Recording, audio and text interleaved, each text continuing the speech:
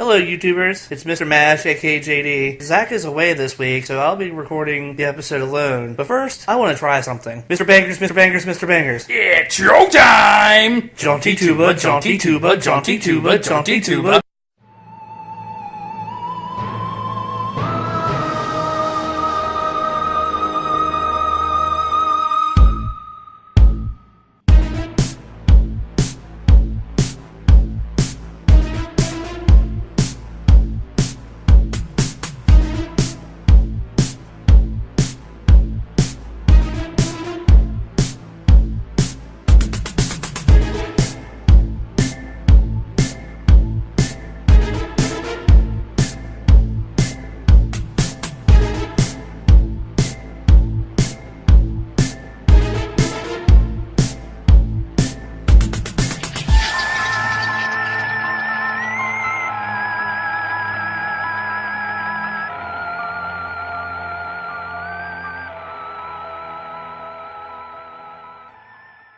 You know, Mr. Mash, I wasn't always the film-obsessed fanboy that I am today. No. No, you weren't. One of the earliest directors I can remember really recognizing, seeing his name above a movie making me want to see it, is Tim Burton. Really? Well, we should have been talking about him today. I think we should, yeah. I think we should do a whole episode about the films of Tim Burton. Well, maybe we should, but what are we talking about today? Talking about the films of Tim Burton today. Wait, I got the wrong memo. I was totally watching perverted anime. I thought that was the episode we were That doing was this last week. You know, you really gotta tell me this shit, man. I just don't tell you anything. I just sprung this on him today. There was no pre-planning at all. No. This is only our third director spotlight. It's only our third? Excuse me, we did Tarantino. I was gonna say. This is our fourth director spotlight. Tarantino counts for two, I mean, let's be honest. Tim Burton used to be a pretty good director. Hasn't made a really good movie in a while. His current output should not reflect upon the genuinely good films he made back in the 80s and 90s. Right. He has a lot of great films, which we're going to talk about today. We've actually discussed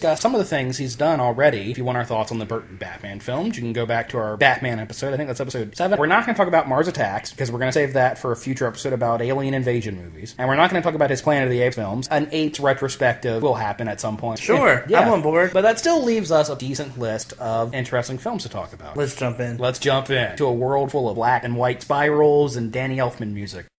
Warner Brothers is proud to present the story of a guy and his bike together for the first time in their first big movie. I meant to do that.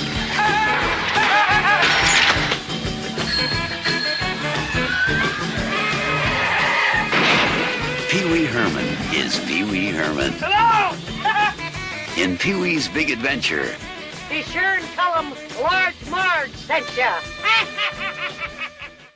Burton's first film was not full of a lot of black and white spirals or weird expressionistic sets. And people use homes. Yeah, Pee-wee's hair is professionally coiffed, I think. Yes. Pee-wee's Big Adventure from 1985 is a movie that I don't think would get made today. It had an unproven star with a potentially irritating character.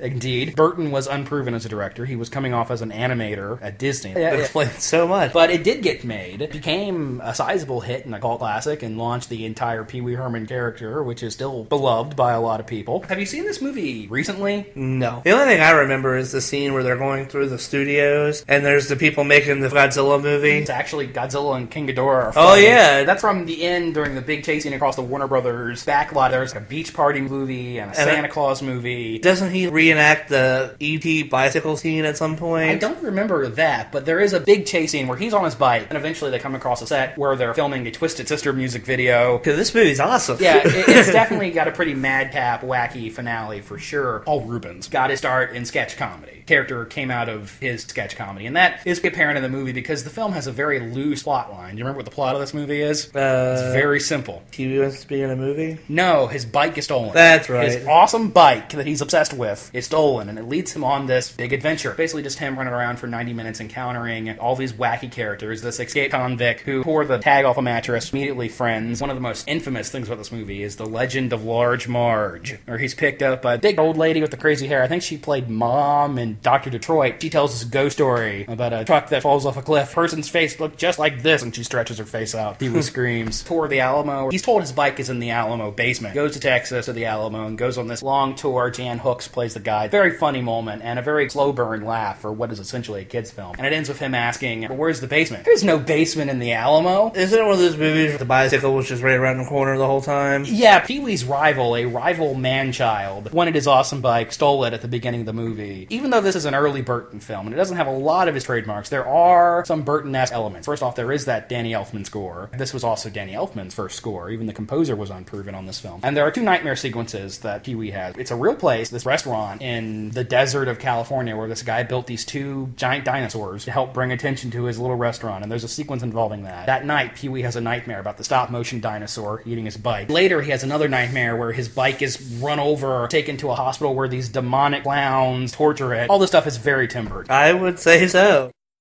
Adam and Barbara are ghosts. What's the good of being a ghost if you can't frighten people away? Their house is being haunted by the living, and they can't scare them into leaving. They're dead. It's a little late to be neurotic. So they're calling on Beetlejuice, Beetlejuice, Beetlejuice, Beetlejuice! who's no ordinary ghost. Can you be scary? What do you think of this? Now, the party's over, You want somebody out of the house? I want to get somebody out of your house. but the fun has just begun. It's showtime. He's guaranteed to put some life in your afterlife.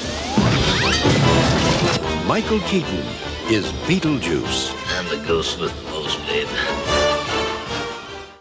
His next film that established Burton's style, the obsession with the suburbs, the outsider protagonist, and the melding of macabre elements with a sense of humor. That movie is... One of my all-time favorite movies. Really? Beetlejuice. Oh, I love Beetlejuice. One of your all-time favorites. Beetlejuice? Yeah, Beetlejuice. Beetlejuice. It's showtime! So you can tell me what Beetlejuice is about. It's about a jaunty tuba. Jaunty tuba, Jaunty jaunty tuba. Jaunty. There is a lot of Jaunty tuba. And that's a very Danny Elfman thing. Oh, yeah, absolutely. It defines what a Danny Elfman score is. Lots of willowy choir music. Indeed, the Jaunty tuba. Yeah. This, I think, is the textbook definition of a Danny Elfman score. But the plot of Beetlejuice is Adam and Barbara Maitland are living in Connecticut. They have a nice life there. They can't conceive a child, but they seem Pretty happy. to go off for a drive one day. Then the dog is in the middle of the thing, and then the bridge collapses, and they drown, and then they're like, "Rah!" They don't know they drowned at first, so they return home, and it Well, takes... yeah, the audience knows. takes them a while to figure out that they are now deceased, and they are ghosts. And a new family, the Dietzes, who are from New York, move into their home. The Maitlands attempt to haunt the house and make the current owners leave, but And they cut holes in sheets. they're bad ghosts. They subcontract the haunting out to a ghost by the name of He's the ghost with the most, babe. Beetlejuice. This turns out to be not such a good idea. I want to point out, the title of the movie is spelled differently from the name of the character. Yeah, Beetlejuice is a star, and it's spelled something like Beetlegeuse, something like that. Even though Adam and Barbara are squares, they're deeply square, they're still likable. The movie's not really making fun of their squareness so much. That has a lot to do with the on-screen charisma, one of the Baldwins, and Gina They're Davis. really all interchangeable. I think this is the most likable Alec Baldwin has ever been on screen. He was pretty good in the shadow. Gina Davis is great. The Maitlands, they're small town folk, but they're nice people. But the Dietzes are neurotic, to say the least. I don't think that's a fair statement about all of them. That only pertains to the mother. She fancies herself an artiste, and her artwork is very industrial And dark and ugly. Burton-esque. Her artwork is presented as very ugly, yet it is straight out of the Tim Burton sketchbook. Even then, the director has an affection for these characters. You know, spider-looking thing? Yeah. My grandmother actually had a cast iron thing that looked just like that. Weird. That was made well before that movie was ever made. That is really weird. Something that Burton has returned to from many of his films is this idea of suburbia. He seems obsessed with the suburbs and how they are intentionally artificial neighborhoods. But he seems to kind of love it anyway. Yeah, maybe. He does make fun of the suburbia with the planned town. The first pairing between Tim Burton and his sometimes muse, Winona Ryder. She encompasses the 80s goth girl. For sure. I am all alone. She crumples up the paper. I am deeply, inevitably, all alone. The best way to sum up how gothy she is to say that her best friends are ghosts. Yes. Is it possible to get any more gothy than that? It's in pretty much all of his films. This idea of the outsider. His lead characters are almost always outsiders in some way. She is the definitive Burton outsider. Her own family rejects her. But the Maitlands say she's a nice girl. And they essentially adopt her by the end of the film. The ghosts do. Really is a very high concept premise. It's a haunted house film, but in reverse. The ghosts aren't... Reverse! But the film makes that work. The afterlife as this DMV-like environment where you take a number and you wait forever, and it's miserable and awful. I feel like it was the first to show it in that capacity. Everybody in the waiting room is the way they died. The explorer with the tiny shrunken head, and there's somebody who was burnt, just a head on a skeleton. The lady who was sawed in half. It's morbid, but it's funny. Which is a very Burton-esque thing itself. Oh yeah. I mentioned earlier how this film really established the Burton style of the black and white stripes, and and it's all over this film. And the slanted doorways. Yeah, the Caligari expressionistic. They're in this hallway that is right out of the cabinet of Dr. Caligari. The fireplace expands into this chapel. A little midget priest comes out. Need we forget the scene where Adam and Barber are trying to be scary and they morph their faces? That should be creepy and weird. Because there's this cartooniness to it, it isn't. It's funny. And of course the sandworms. Oh, God, yes. I love the sandworms, and that's such a weird... Call back to Alien, oddly, because it has a mouth inside a mouth. Alien and Dune, if a ghost tries to leave their home, they are on the moons of Jupiter. It explains why ghosts just don't leave. Yeah, I guess. We've gotten this far, and we haven't talked about the titular character very much. The ghost with the most. Michael Keaton as Beetlejuice. You first hear that, you're like, Michael Keaton. It's ironic, because now Michael Keaton is known for Batman. Before Batman, he was known for comedy. Beetlejuice is such a fascinating character. He's a very sleazy con man. He's a pervert. He's a pure vulgarian. This is a PG movie, but there's a scene where he visits a satanic brothel called the Horny Devil or something. I think, yeah. Someone famously drops an F-bomb. Nice fucking model, honk honk. Yep. And every time he does something prod, you hear the bink and the boinks and the... He's a nasty guy. And it's a testament to how likable and funny Michael Keaton is that the audience really responded to Beetlejuice. He's playing charades with Lydia. Right. Well, he can't tell you his name. Orange Beetle? It's one of the funniest lines. Beetle Orange? Yeah. The railing turns into a snake head, and the end with the hammers and the mouths, and he, shoots Robert Goulet and his wife up through the ceiling. Yes. The best scene in the movie that we haven't talked about yet is the dinner party. Deo. Deo. Very famous moment from this film. 1986 is a very different year. Can you imagine a mainstream studio making a movie that really is this weird? Probably not today. Make Lydia Lloyd, because women don't sell movies. Yeah, some bullshit like that. It gets funnier every time I see it. Definitely. Avon calling. This is some huge house, isn't it? Hello? Why are you hiding back there? You don't have to hide from me. I'm as harmless as cherry pop. Those are your hands. Those are your hands. I think you should just come home with me. Hey!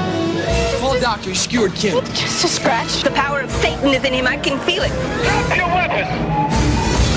All along, I felt in my gut there was something wrong with him. From Tim Burton comes the most incredible tale of a most unusual character. Edward Scissorhands. Hold me. I can't. We're not going to talk about Batman too much, but obviously that movie was an enormous hit. A lot of people at the time thought that movie was going to be a comedy. Beetlejuice was a comedy, Michael Keaton was funny in it. The only previous exposure that the mainstream audience has had. Yeah, the popular conception at the time was the Adam West Show. The comic nerds were afraid it was going to be funny. You look at it now, it comes off as campy, but it's still a very dark film. It's got the right amount of camp. I think we're getting too much onto it. Yeah, but the point is, after that movie was such an enormous success, Burton could write his own check. Before he made Batman Returns for the studio, his next project was a very personal film he'd been trying to make for a long time. I said earlier Beetlejuice was the definitive Tim Burton thing. I was lying, because this next movie is the definitive Tim Burton thing. You must be talking about Edward Penis Hands. That was the porno version. Oh, man, I watched the wrong movie. You just can't get your brain out of the gutter. There is one very important difference between this film and any of Burton's previous movies, and most of his future ones. He actually had a hand in writing this. He co-wrote this script, and he had never written any of his previous movies. That is one of the reasons why it is such a personal project for him. Burton first conceived of the Edward Scissorhands character when he was a teenager. Fairly evident in the final film. Edward is the ultimate awkward teenager, isn't he? Yes, he is. And he doesn't own a comb. We're deep in Burton country now. Nobody will own a comb. He didn't even have to get dressed. He got up, threw on a black trench coat, and came to work. Henceforth, no one will own a comb. It's all about contrasting suburban community where all the homes are painted in these bright pastel colors. But what's on the edge of this suburb? Frankenstein's castle, basically. Yeah, this giant gothic mansion that's up on a hill. Edward is just an extension of that. He's this weird gothic element plopped down in the middle of happy, shiny suburbia. I do want to point out that something that is kind of Burton-esque, he's done it in a couple of films, a callback to Frankenstein. Oh yeah. This is in a way the Frankenstein story. Edward is an artificial human. He has this childlike sense of wonder. Getting back to how he's the ultimate awkward teenager, he can't get close to anybody. The Scissorhands are the perfect... Yeah, we get it. They're a metaphor. Yeah, they're a metaphor for how teenagers have this desire to touch and be touched, but they can't get close to anybody without fear of hurting them. Well, you know, that happens when you cast Gilbert Grape as your... When Edward first is brought down to the community by this very, very naive Avon lady. Played by Diane Weiss. Yes, don't remember her last name. The mom in Lost Boys. We all know who Diane Weiss is. She's been in other stuff. We're horror fans. We know who she is. When he's first brought into the neighborhood, everybody wants to meet him. The suburbanites are very accepting of Edward at first. One of the recurring gags in the movie is the horny housewife is very interested in Edward. So that raises some questions. Does he even have, genitals? Assuming that he was, the last things that they were going to change were his hands. Okay. So, and his hair. They were going to comb his hair. No, they weren't. Anyway, the people of the town accept him at first, but in time, they do come to reject him. There's an important moment. When he's at the family cookout where he's meeting everybody for the first time, this war vet comes up to him and says, "Don't let anybody call you a cripple. I've got a busted leg." And later in the movie, after Edward has been shunned by the community, that same old man asks somebody, "Did they find that cripple boy?" The suburban community is very fickle. That speaks to that, too, and I feel like he's making fun of... Oh, yeah, there's definitely a satirical element to this film, for sure. When he starts doing the sculptures. The topiaries, which are awesome. Who wouldn't want a topiary T-Rex And, in like, their when he gives backyard? the women these god-awful haircuts, which they love, and it's almost orgasmic when they get their haircut. Yes, and he does stuff like flick their hair. Yeah, it's very funny. And this film is important to Burton's career because it introduced him to his favorite leading man. The Depp. Yeah, Johnny Depp, who at the time was a teen idol. This was the time where he was in 21 Jump Street, This was post-21 Jump Street. Or post-21 Jump Street. He was still trying to break away from that image. This is one of Depp's best performances. Right up there, Nightmare on Elm Street.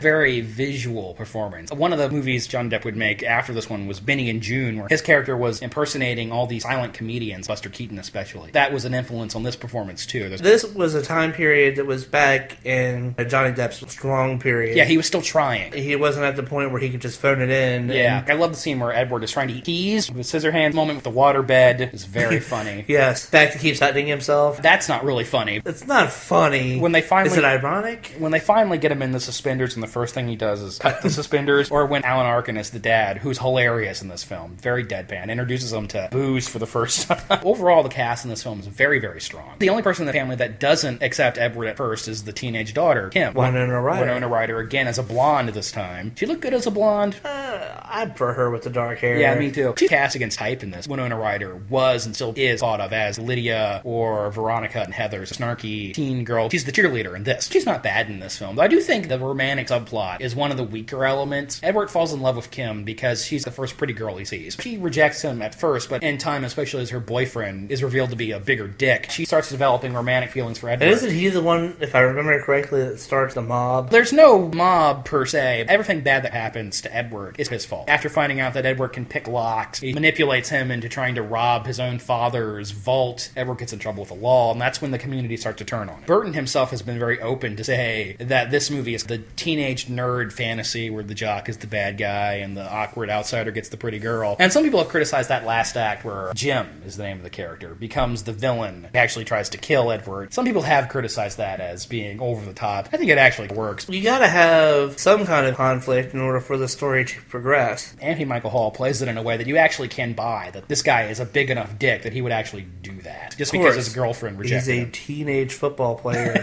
Now, you mentioned Edward's creator, who is played by Vincent Price. Is that Vincent Price? That is Vincent Price. It's been a while since you've seen this movie. It has. One of Vincent Price's last things he'd ever done. Even when playing villains, Vincent Price had this whimsical element to him. This movie plays on that in a big way. These inventions that are right out of his sketchbook. Edward's heart is a cookie. All this stuff is very whimsical. Vincent Price is great in this. He's so warm. He comes off as the wise grandfather. Edward's creation is revealed in flashback throughout the film. Something that Burton handles very well. You mentioned the castle, which is very Burton-esque. You've even got abstract scarecrow at the bottom of the staircase. Again, Danny Elfman did the score for this, and this is, I would say, Danny Elfman's best score. Even better than Batman? It's a close one. There's not a single jaunty tuba to be heard. The tubas are not jaunty in this. No, it's a much more melancholy score. Famous piece of music called Ice Dance, where Edward is carving the ice angel in the front yard and Kim is dancing in the snowflakes. Beautiful piece of music. That scene there is why I would disagree with you about the love story. They try. I think it's a little underwritten. I would say that this is my favorite Burton film. I love this film. But would you say you like Batman Returns better? Probably. Yeah, that's your favorite Burton film. After this, he did make Batman Returns, which, again, we've talked about. It is the most Burton-esque Batman film ever. There are a lot of heavy elements. And a lot of people dislike that film because it does deviate so much from the source material. Okay, sure, whatever. As a film on its own, I think it works extremely well. Way better than any of the other two sequels. To them, I say...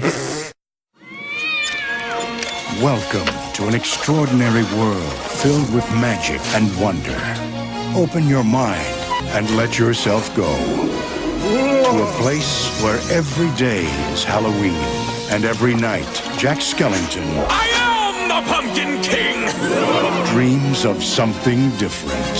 What is this? Touchstone Pictures presents the enchanting story of two very special dreamers and the holiday spirit that brought them together. From the imagination of Tim Burton comes The Nightmare Before Christmas. While he was making Batman Returns, he was also working on another film. Common misconception that he directed this next movie on our list, when in fact he did not. That was the advertising. We're talking about 1993's The Nightmare Before Christmas. Probably one of the best stop motion. It's a short list. There aren't that many stop motion features. Who actually directed this movie is a guy named Henry Selick, who's a very talented filmmaker. Made a wonderful movie a few years back called Coraline, and has a very distinct style all of his own. He directed probably the most popular animated cult classic of all time. It's like the perfect holiday movie. There was this point in time where half of the shit Hot Topic sold was devoted to this film.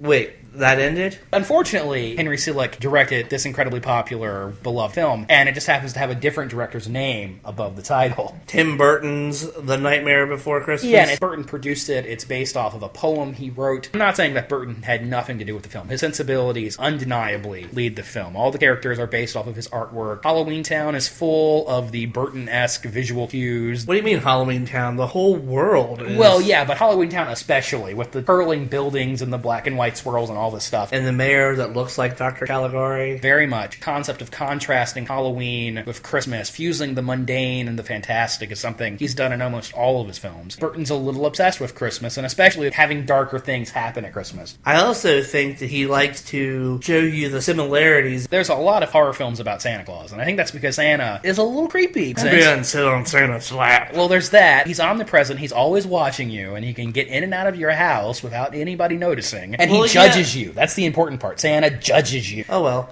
Anyway, well, we're way off topic now. I'm going to cut all that out. Something Night Before Christmas does is its plot recalls television Christmas specials, a lot in common with How the Grinch Stole Christmas, an outside figure usurping Santa Claus's role. Yeah. Even the decision to make the movie in stop motion was done to intentionally recall the Rockin' Boss Christmas specials. I definitely agree with that. The hidden passageways in the forest reminds me a lot of fairy tales. There's always been, in all kinds of cultures, doorways to different dimensions. The movie fills a very important void. Made a character that we can associate Halloween with. Easter as the Easter Bunny, Christmas as Santa Claus, Thanksgiving as pilgrims and turkeys, but there was never really a character we associate with Halloween. Sam Hain. These things are not well known. Jack Skellington fills a very important purpose. Rewatching this movie last time, I realized something. You know what Nightmare Before Christmas is really about? What? A guy's midlife crisis. Really? I think so, because Jack Skellington is the Pumpkin King. He's succeeded in all his life goals, and he finds that it's not satisfying. So he has to find something else that fulfills that emptiness. If you want to get really meta, maybe this is Burton reflecting on his own success as a filmmaker. Yeah, but he was not old enough to be going through a midlife crisis at this time. I'm just saying you're wrong. Talk a little bit about some of the characters in this film, like Sally, Jack's love interest, the rag doll. Isn't she played by Shelley Duvall? No, it's not Shelley Duvall. It's Catherine. The other, yeah. Yeah, it's the mom from Beetlejuice. And the mom from Home and Alone. She plays a lot of moms. Yes, she does. Very memorable characters in this film, like Sally, who's a rag doll, almost a female Frankenstein figure, a created person. These characters who have small roles in the film, but they're very visually memorable. There's a wolfman, there's a devil, there's a melting man, which I've always thought was cool. And then there's the vampire trio. The vampires and the witches. There's even a slasher character. They call him Behemoth, a guy in overalls that has an axe in his head. Little nods to different horror things. Visually, this is a great movie. This movie is so pretty on Blu-ray, man. Let me tell you. I wouldn't know. What about the music in this film, which I think is very famous? Very famous. Yeah, this is... Especially like This Is Halloween. Yeah, this is Maximum Elfman. Yeah, it's Maximum Elfman, but on the other hand, this might not be his best. It's definitely his most memorable, I would say. Yeah, This Is Halloween, that's a great opening statement. The pumpkins falling on the fence spires and the shadows and the tombstone. The clown with the tearaway face. Yeah, which is a really weird Burton thing. After the Halloween festivities, Jack's lament where he's in the graveyard. It's exposition. He's telling us who he is as a character and what his dilemma will be. He's walking down the hill and the hill uncurves. That is super Burton. Doesn't he do to be or not to be thing with his own head? With his own head. He can recite Shakespearean quotations. Somebody memorized that. This is my older sister's favorite movie of all time, so I've seen it a lot. What's this? You hear that music. What's this? What's this? But anytime there's a family film that is just a little bit ghoulish, you're going to hear that damn music. Even if it has nothing to do with this film. Or Tim Burton. I love it where he jumps on the train. The smoke in the train, cotton balls coming out. Because, of course, this is stop motion. Everything is handmade. Disappointed me. I know that this is a standalone film. The opportunity is there for multiple spin-offs. And they just never... What would happen if an elf ventured into Easterland? Burton and Henry Selick have been asked about doing sequels, and they've always said no. They don't want to make a sequel to this movie. They feel like it's best as a self-contained story. Which is probably true. But I do agree there is a world here that is worth exploring further. There was the video game. There might have been 2 video games. I understand that it's a standalone film, but I'm not saying make it a sequel. Spin-off? Like I said, what happens if an elf ventures into Easterland? What does Easterland look like? What are in those other doors? Because you see Halloween Town, you see Christmas Town, you see a door that's a turkey, and you see a 4-leaf clover. Does every holiday get its own world? Yes, there's a Valentine's store. There is a big heart. Does Labor Day get its own dimension? What does Labor Day land look like? A hammer. Hammer and sickle. I think it's like the holidays that are... important. Yeah. The Thanksgiving holiday tells you that this takes place in America. It does! Would a Canadian Jack Skellington see a Boxing Day world? There's a hockey world. Yeah, just like a big hockey match, and it's just nothing but hockey, and they all eat poutine the nightmare before Boxing Day. Before we stop, though, we gotta talk about Oogie Boogie, the villain of the film. Oogie Boogie? He's a Zach Cheat in a vaguely ghost-like shape, and he's full of bugs. Really bizarre character. And he shakes dice. He's a gambler. He's gonna fucking murder Santa Claus. No, he won't, because Santa Claus is magic. We could go on about this movie for a while, because it is a really great film. And it's short, too. It's 77 minutes, man. Sometimes shorter is better. That's what I tell my girlfriend. Womp, womp, womp. The true story of a Hollywood legend, Ed Wood. And action! He made movies like no one else. You want to keep moving. You've got to get through that door.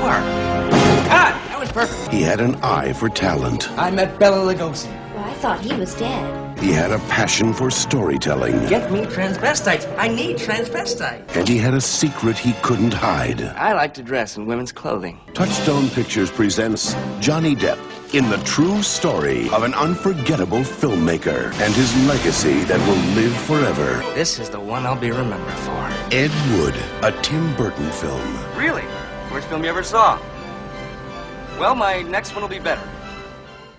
Getting back to movies Tim Burton actually directed. In 1994, he made a different sort of movie. Everything up to this point that he had made were special effects films. Even Pee-wee's Big Adventure had that element. This next film on our list from 1994 is not a big special effects movie. It's a much smaller, more dramatic, personal story. And I'm talking about Ed Wood. I think you mean Edward. Tim Burton and Johnny Depp making a movie about a guy named Ed. You just saw this movie for the first time last week. Yes. What did you think of Ed Wood on a first-time viewing? It's alright. It throws a lot of information at you. It's not necessarily a complaint. I was just saying. Why are you looking at me like that? I think this... I don't have to explain my reasoning to you.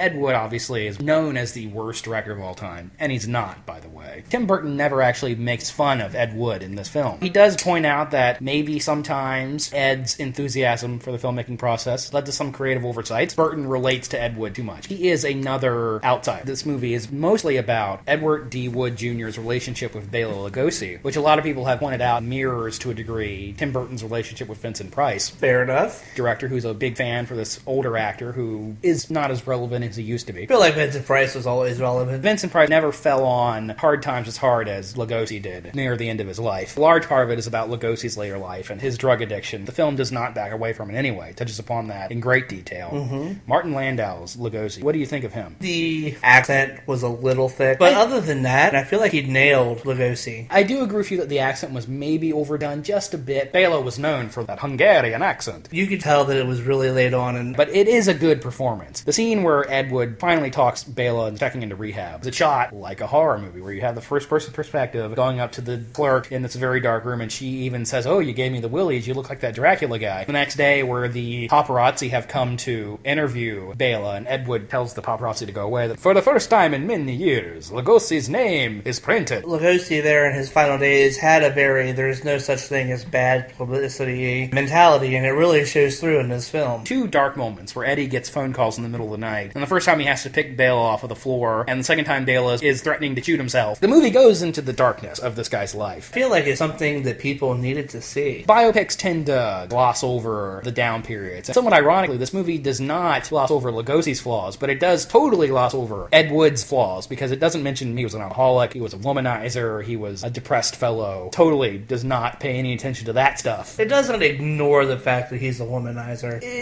but it kind of beats around the bush about it. Definitely candy coats the truth. There's the scene where he offers the woman the role over his wife just so she'll pay for the movie. Yeah. Or when he calls up Vampira in her dressing room and she says, "I thought you were gay." "No, I just love to dress in women's clothing." Which is something else we should talk about. Ed Wood was famously a crossdresser. He had a fetish for Angora. To each his own. Yeah. One of my favorite things about this film is his first marriage with Doris, played by Sarah Jessica Parker. That marriage ends. He meets the Patricia Arquette character. They have this sweet romance. The scene where they're in the carnival funhouse, and it breaks down in the middle of the ride, and he says, "I've never admitted this to anybody before," and he tells her about his cross-dressing, and she says, "Does that mean you still like sex with girls?" "Oh, I love sex with girls." And she was like, "Okay, we can work around it." She's perfectly accepting of it. And it is true that they were married until his death, though I don't know how peaceful the marriage actually was. Now, this is a comedy. It is a dramatic film, but it's also a comedy. Yes. One of the best recurring jokes concerns Lugosi. Ed Wood says, "Hey, I've got a big star for this movie, this crappy movie I'm trying to make, Bela Lugosi," and someone will say, "I thought he was dead." Then when Lugosi actually dies, a similar situation happens. It's got Bela Lugosi in it.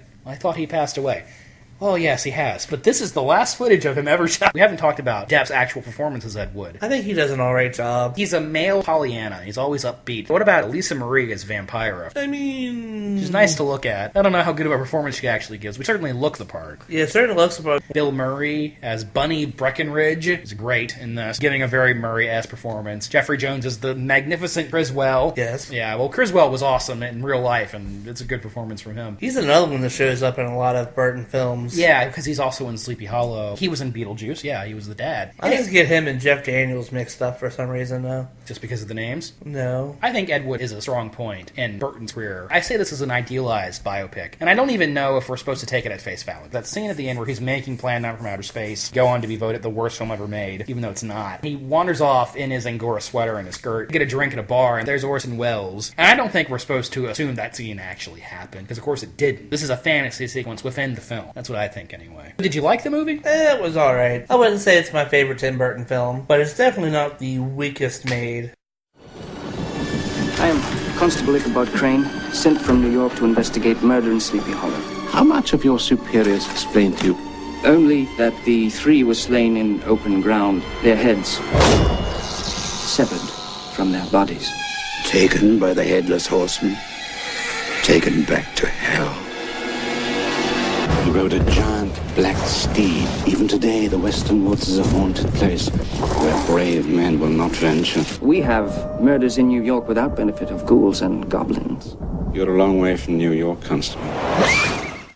For a year, In the mid-90s, Tim Burton toiled on a project that was not to be made. I'm, of course, talking about the infamous Superman Lives. Coming off of that train wreck, very quickly made a movie called Sleepy Hollow from 1999. This is maybe the last really, really good Tim Burton movie. I really like this one. It works as a horror film. It works as a mystery. It works at what it sets out to achieve. It's set in 1799. Ichabod Crane has been reimagined as this detective. He is a pioneer in forensics, which makes him something of, again, an outcast in New York. He's sent to the small town of Sleepy Hollow to investigate the mysterious murders. He's obviously based off the very, very famous Washington Irving short story, The Legend of Sleepy Hollow. Doesn't really have a lot to do with it. In the story, Ichabod Crane is very superstitious. In the film, he is a skeptic and an atheist. The story is basically just a love triangle between Ichabod Crane, Katrina Van Tassel, and Brom Bones. This movie instead builds a very complex mythology around the Headless Horseman. The only thing it keeps is the legend of the horseman, Hessian soldier who was decapitated during the Revolutionary War. Obviously, it wouldn't lose that because that stuff's awesome. Right? Where does Katrina being a witch come from? Does that come from the story, or is that just a totally invented for the film? 99% of this movie is original. You know what this movie really is, though? It's Tim Burton's homage to Hammer horror. Would you agree with that? Oh, yeah, with the bright red, all the British actors that are in the film. Well, yeah, I mean, Christopher Lee and Michael Gough are in the film. And if Peter Cushing was alive, I'm sure he would have been in it. Also, a couple of Harry Potter actors that are in it. Yeah, Uncle Dursley has a great part in this as town magistrate who's very nervous. Dumbledore plays Mr. Van Tassel. Yeah, Michael Gambon. It's a period setting. There's powdered wigs and bodices. What's funny, even though this is very much in the style of Hammer, it's not set in the UK. It's set in post-colonial America. Which is where it should be set. It is a violent film, but the gore somehow doesn't feel mean-spirited. It's what Guillermo del Toro calls cool violence. My favorite decapitation in the movie is when Uncle Dursley gets his head chopped off and the head spins around on the neck, which makes no sense at all. It sure just looked neat. It does make a little bit of sense. The heads get chopped off with so much comic book ferocity. The blade moves so fast that it tears. The wound is cauterized. Yeah. Even the most violent scene in the film where somebody is impaled with a fence spire and dragged through a window has almost a comic element to it. If blood on screen can be whimsical, it is. And it's something that Tim Burton also does very well. Everything in the film is so drab that the color almost looks black and white. When the red blood pops up on screen, it just really pops. That's part of what adds to the quote-unquote whimsy of the gore. And you mentioned how drab the color is. And then did you notice at the end of the film, after the mystery has been resolved, the color returns to Sleepy Hollow? Another thing about that final scene, to show you how much of a Burton film this is. The final scene of the movie takes place at Christmas, and it has Christina Ricci in a black and white striped gown. There's these wonderful flashback sequences in the movie, and I really, really like this stuff. We go back to Ichabod's childhood, and his mother appears to be a witch, and his father was a religious fanatic. Well, he was more than a fanatic. He was an actual priest. In those sequences, no dialogue, and it's all music. We need to mention that. Elisa Marie, Burton's then-girlfriend, plays Ichabod's mother. She's dancing, and then she spins up into the air. The discovery of what happened to his mother is a wonderful, fantastic sequence. Iron Maiden comes open, and then the blood gushes out. Yeah, there are two separate Barbara Steele references in that scene. A really good cast. So what do you think of Christina Ricci? Do you think that part was written for Winona Ryder? Yes. Yeah, I think so too. Christina Ricci has always been the substitute Winona Ryder. Is she good in the role? I like her. Performances was one of the weak parts of the film. She looks nice. She's not great as a blonde. The period clothing doesn't do her any disservice. No, it doesn't. There's nothing icky about her bod. Johnny Depp does some fun things. Ichabod Crane, he's sort of an action hero, but at the same time he's not. He's still kind of a wimp. He's afraid of spiders. Blood gets splattered in his face at one point. He does not take that well. But perhaps we haven't talked about maybe the most important person in this movie. Walken. Chris Walken as the pre-beheaded horseman. Is this maximum Walken? Oh, definitely. He doesn't even have any dialogue. He just hisses. His teeth is done up and he has this wild hair and grunts and screams. Ah! Yeah. I think this is maybe the last time Christopher Walken was actually creepy in a movie before he started playing that creepy image for humor. Yeah. Miranda Richardson as the true villain of the film, but she's very good in this as well. There's a plot, there's a secret wedding and illegitimate pregnancies and family connections. None of the stuff is really that important. What do you think of that big carriage chase at the end of the film? That's pretty interesting. It's very Hammer-like. There's an exploding mill. But back to the Hammer stagecoach chases. It's like he watched a Hammer Dracula film. We were just talking about that. There's a stagecoach chase in almost every Dracula movie. Sleepy Hollow, it's a good one. Like I said, maybe the last really good Tim Burton film. I like Big Fish a lot. And there are some other films he made that were not too bad. But this is, I think, the last really good one. Yes. And great action figures, too. Yes, I have the Headless Horseman statue. Chewing gum is really gross. Chewing gum I hate the most. A lot of people make a point that they think Tim Burton lost it. He stopped being good with the Planet of the Apes remake, which is not a particularly good film. I think the real point, he irrevocably jumped the shark, where he passed the point where things he did were not as good as the things he did before, is the 2005 version of Charlie and the Chocolate Factory. I hate this movie. What do you think of Charlie and the Chocolate Factory, the 2005 version? It's no Gene Wilder version, that's for sure. No, it fucking has the shrill sense of humor with the puppets that catch on fire. The thing I really hate about this movie is this is a children's film that hates children. That's the book, though, Zach. That was in the original, but it's so much worse in this film because the characters are... there's this unwarranted sense of superiority. Augustus Gloop is not just a glutton. He's a monstrous overeater. But look at the version of Mike TV in this movie. Obnoxious, hateful, absolutely rotten to the core person. If Gene Wilder was the soul of the original Willy Wonka and the Chocolate Factory, then Johnny Depp's performance in this is the simpering, hollow, dung-infested soul of this piece of shit remake. But then there's a stupid ending where it tacks on this moral about the importance of family. And, this movie is fucking... They were due to be married, though they'd never before met. His parents were thrilled. Hers were filled with regret. But in a moment of panic, Victor desperately fled, and by a grave misunderstanding married the corpse bride instead. You may kiss the bride.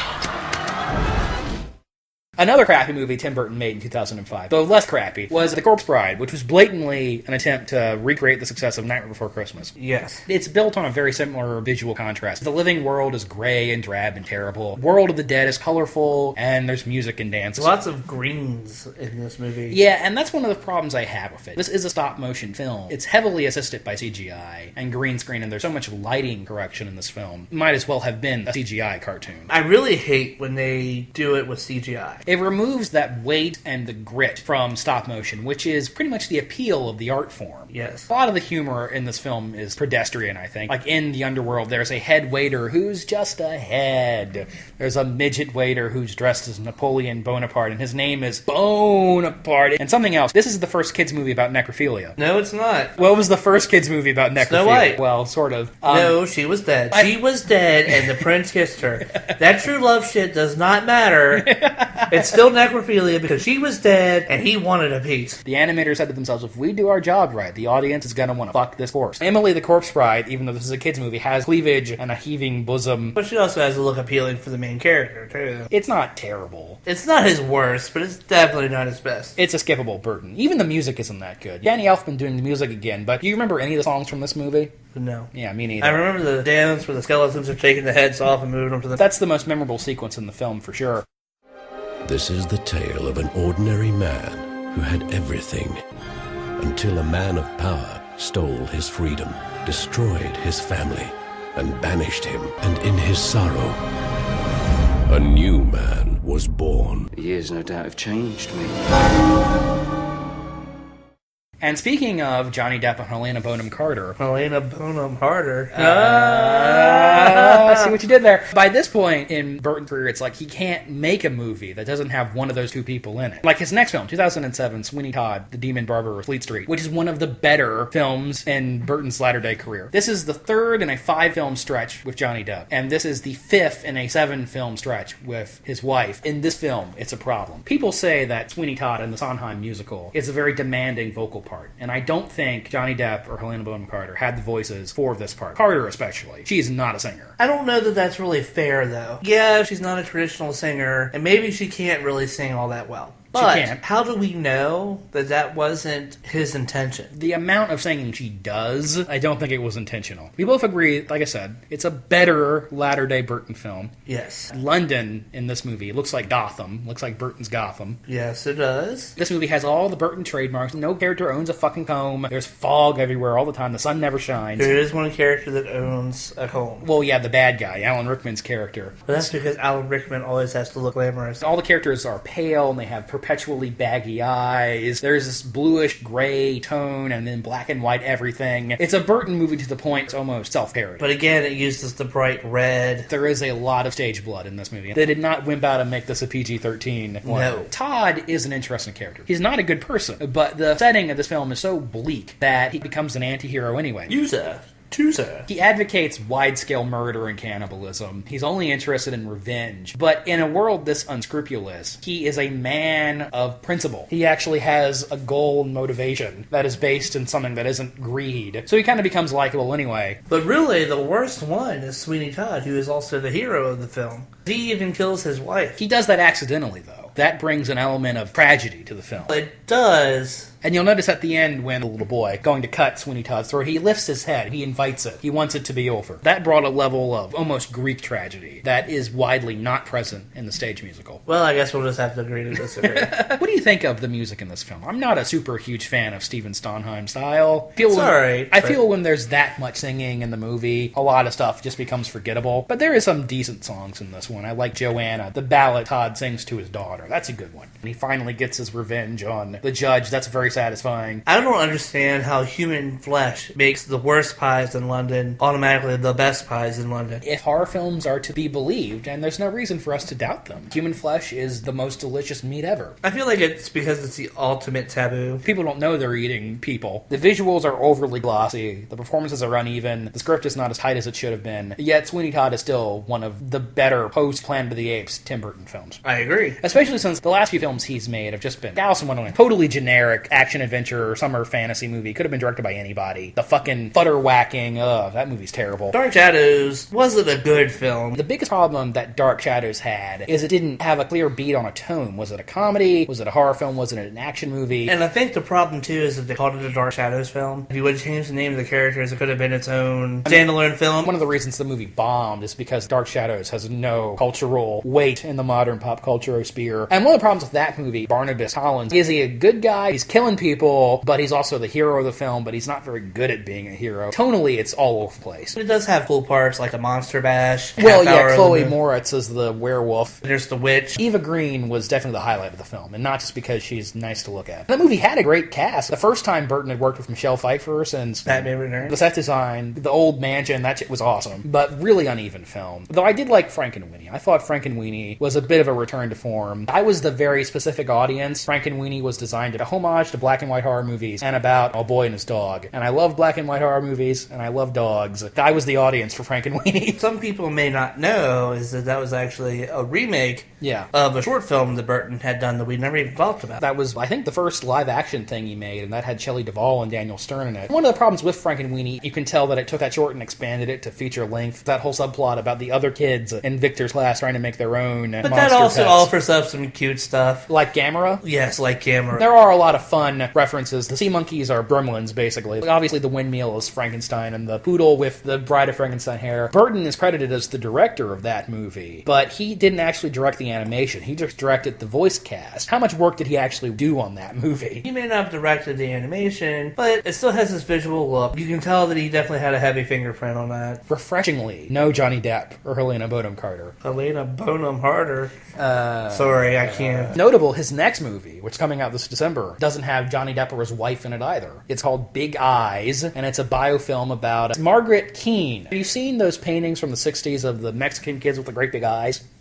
Yeah. If I brought up a picture of it, you'd recognize it. They're very famous. She painted those, but her husband took the credit for it. It's a true story. It has a perfect ending for a movie. In order to prove who was the real painter in court, they had her husband and her had a paint-off, where they would both paint a picture, and then the jury could judge who was the true artist. That is a very cinematic image. It stars Amy Adams and Christoph Waltz. I like both of those performers, and I'm hoping this one is a return to form for Burton, because it sounds like a bit of a departure, and right now I think that's what he needs. He's one of those directors that operates on two different spectrums. One is a very dark, almost black and white, sometimes black and white. Did we even mention that Ed Wood was a black and white movie? It was. The other end of that is he'll operate in very bright, vivid colors. There's always this back and forth between the morbid and the cartoonish in Burton's films. We're a big fan of his older films. Some of those films are really good. He's fallen off the path, but that usually happens. It's 99 and earlier. We go to bat for Sleepy Hollow. Not everybody likes that movie. That movie is brilliant. It's art. We'll see what happens in the future. He's not done yet. I guess we would say we are fans with an asterisk. We are fans, but... Thanks. We've gotten some great responses on the previous episode. Wit on my blog. Thanks for the feedback on the Ninja Turtle episode. We haven't gotten any feedback yet on whether or not fans want to hear the show on Bandcamp or something similar. Let us know. Thanks as always for the support. Our email, bangersinmash88@yahoo.com. The word bangers, the letter N, the word mash, number 88, yahoo.com. Yahoo! Facebook group, growing still. It's facebook.com/thebangersinmash show. Yep. I'm on Twitter. Follow me at Last Monster Kid. The Jaunty tubas are at rest. Well, I have one more thing to say. What's that? Mr. Bangers, Mr. Bangers, Mr. Bangers. There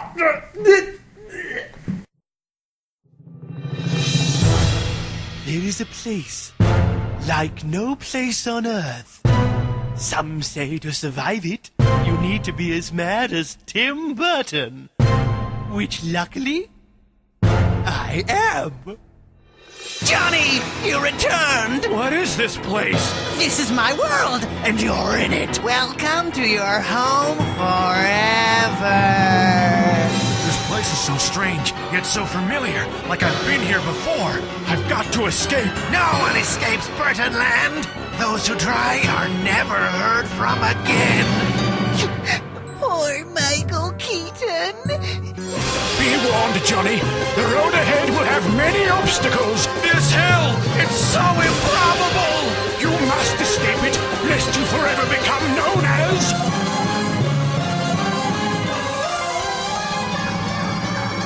Johnny Depp in Burtonland.